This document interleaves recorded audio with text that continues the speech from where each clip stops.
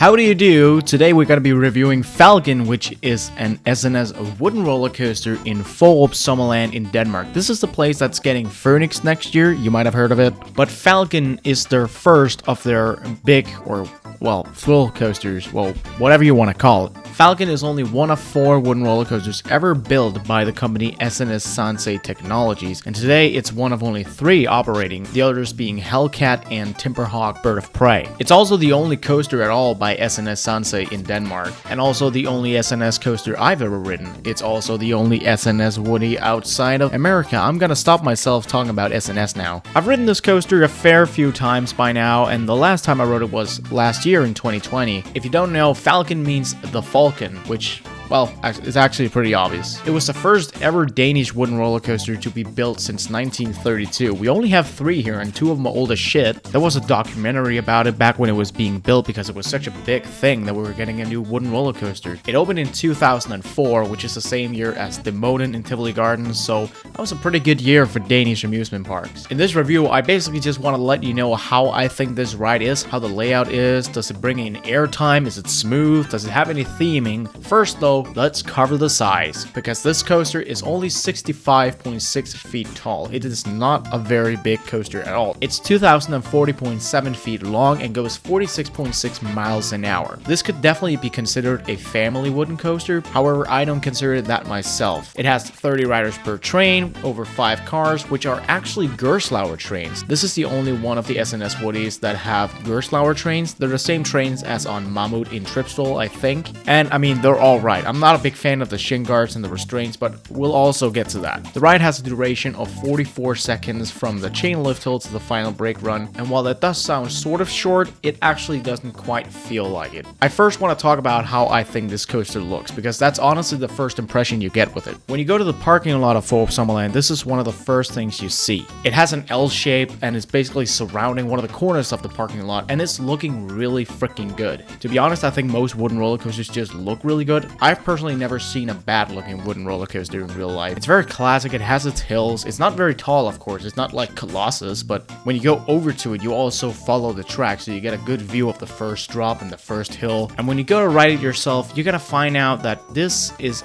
not really a family coaster, or is it? I don't know. It depends on where you sit. Basically, I think there are 2 proper places to sit on this coaster, the back or the front. How's the middle? I don't know. I can't even remember if I've ridden in the middle, and if I have, I don't know how that is. So yeah, this review is just based on front and back. The layout starts out with a little pre-drop into a chain lift hill, which knocks your back out, and then you get up to the real pre-drop. It has this big curved pre-drop, which leads into the first real drop. This curved drop is very much for building speed, and I gotta say it does that pretty well, because this following straight drop is one of the best moments of the ride, depending on where you sit, of course. In the front row, you're gonna get a quick little ejector pop, very similar to what the Moden does into the brake run. And in the back, well, that's the best moment of the ride in the back row, actually. You get an amazing pull and great ejector airtime over this hill if you sit in the back row. It's really, really good. And honestly, this drop is probably the biggest reason to choose the back row over the front row for the entire ride, because the following hill and a lot of the other hills after this are definitely front row hills, in my opinion. In the back row, you're gonna get the same sort of pull as you do in the drop over these hills. It's just not as strong airtime. It's flojector, floater, really, it's just really good airtime, but not anything super strong. But you get that really good pull feeling, you know, getting pull. I'll shut up. Basically, all these little hills throughout the ride are pretty much the same in regards to feel, so I'm just gonna talk about them as they're one. The ride's hills, again, are really good in the back. You're gonna get a good pull feeling, and you're gonna get some good flojector airtime as you're getting pulled over the hill. Yes, English. But the magic of these hills, in my opinion, is in the front row. Now, I've heard a lot of people say it's different in regards to how good their airtime is. Some say they get floater, flojector, maybe not airtime at all.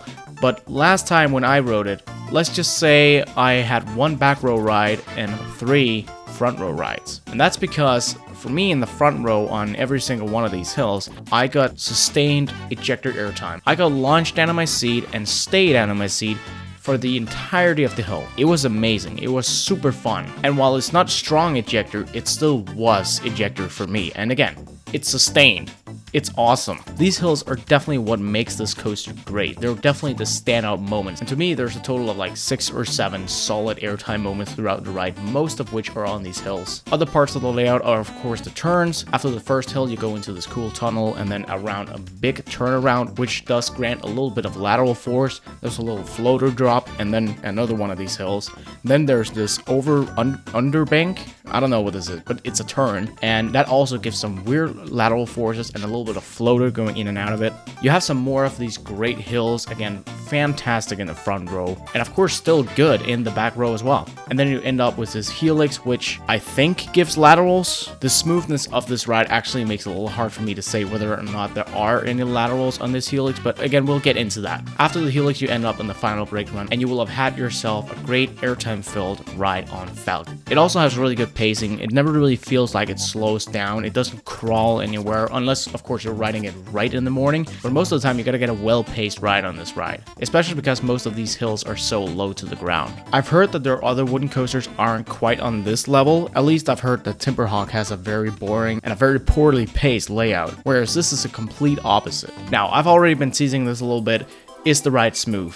No, it's definitely not smooth. This is one of the roughest, if not the roughest wooden coasters I've ridden, but that's not to say it's unbearable. I know some wooden roller coasters are just horrible in regards to roughness, but this is not. Although it depends on, of course, your own build and how you sit and everything. I actually thought the roughness was kind of fun. It really gave that wooden roller coaster feel. I mean, it's definitely rough, but again, because of how you sit and because of the lap bar and everything, it doesn't really do anything. It's not unbearable at all. There is, of course, one exception, and it's a pretty big one actually, because it's the entire half of the train. Basically, I quickly found out that because of the shin guards of the lap bars, you don't want to sit on the right side. A lot of the roughness throws you to the left side, and the shin guard of the lap bar is in the middle of the train. So that means if you sit on the right side of the train, your left leg is going to be destroyed by that shin guard. I had no problem with the roughness at all in the left side of the train, but on the right side, I hurt my leg. I'm not gonna lie, that was too much. That was painful. So if you want a good ride on Falken, sit on the left side. Sit on the left side, because otherwise the roughness is actually gonna hurt on your leg. So that basically sums up how the coaster is itself. It's a very basic coaster. It doesn't do anything revolutionary. Again, there's a helix, there are a few turns, and then there's some great airtime moments, including, again, one of the actually best first drops I've tried on the wooden coaster. In regards to theming, there really isn't a whole lot. Like a lot of the rides in Fårup Sommerland, this is themed to basically nature, and in this case, a falcon. But there is not a whole lot of theming going around. Of course, there are some trees and everything to simulate the forest. There's some woodwork all around, and the station kind of seems like a shed, but it's really not very heavy in the theming. To be honest, the heaviest piece of theming is a falcon statue standing in the station, and besides that, yeah, there's not a whole lot of theming. Don't expect a theme experience because you're not gonna get any. But this ride is very much just about the ride itself. So my overall thoughts of Falken is that this is actually a really good wooden roller coaster. It's nothing revolutionary, it's not El Toro, but it's also nothing horrible, you know, it's not a roar.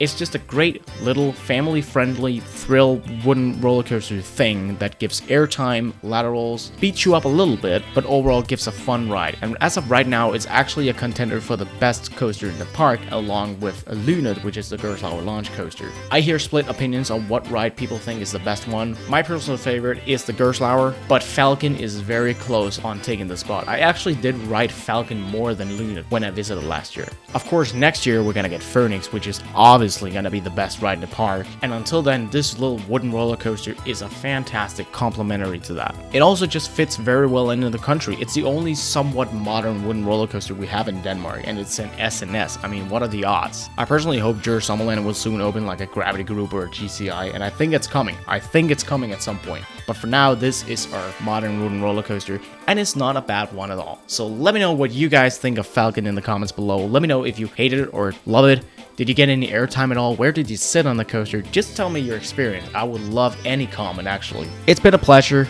not a beach